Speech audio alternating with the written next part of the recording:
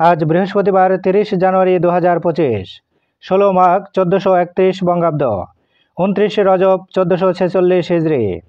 জানিয়ে দেব আজকের দৈনিক যুগান্তর পত্রিকার প্রধান শিরোনামগুলো। শেখ হাসিনার প্রভাব খাটিয়ে 10,000 কোটি টাকা গ্রাস, ব্যাংক খেকেও নাসা নজরুল। ব্যাংক খাতের চাঁদাবাজ হিসাবেই যার বিশেষ পরিচিতি। এক ব্যাংক থেকেই নিয়েছেন 3,000 কোটি টাকা, যার অর্ধেকেই বিশেষ বিবেচনায়। বেআইনিভাবে সুদ মওকুফ 261 কোটি টাকা।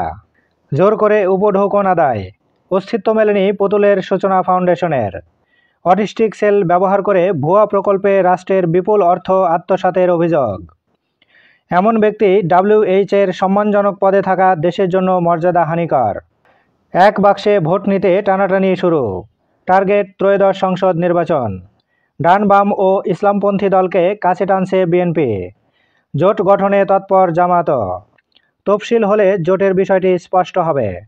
নির্বাচন ঘিরে দুই ধরনের মেরুকরণ থাকবে, বিশ্লেষকদের মত।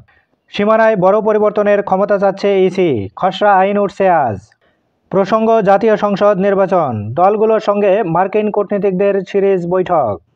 আওয়ামী লীগ অবৈধ বিক্ষোভের সাহস দেখালে ব্যবস্থা, প্রধান উপদেষ্টার প্রেস সচিবের ব্রিফিং।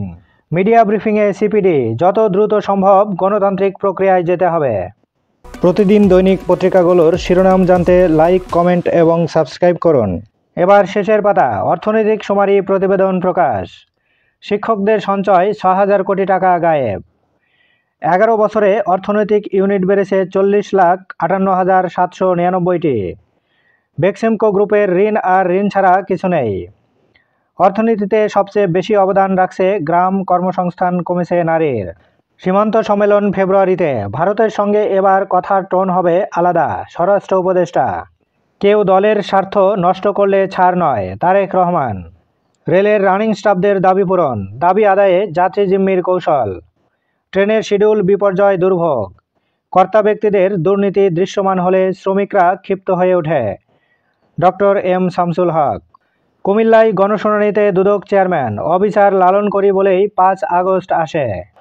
চট্টগ্রামে লাইভে ওসিকে পেটানোর হুমকি সন্ত্রাসীর।